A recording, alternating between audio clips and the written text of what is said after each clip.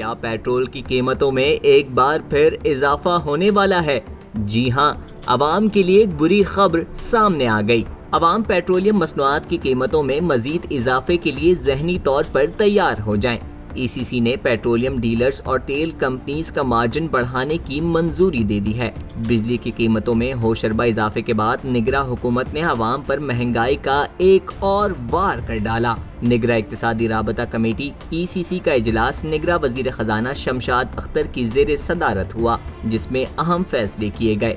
نگراں حکومت کی جانب سے پیٹرول اور ڈیزل پر 3.5 روپے مارجن بڑھانے کی منظوری دی گئی ہے، جس کے بعد 15 ستمبر سے پیٹرول اور ڈیزل مزید مہنگا ہونے کا خدشہ ہے۔ فیصلے کے مطابق پہلے مرحلے میں آئل مارکیٹنگ کمپنیز کے لیے 15 ستمبر سے 47 پیسے فی لیٹر مارجن بڑھے گا، جبکہ ڈیلرز کے لیے پیٹرول اور ڈیزل پر مارجن میں 1.64 پیسے فی لیٹر مارجن بڑھانے کا فیصلہ کیا گیا ہے۔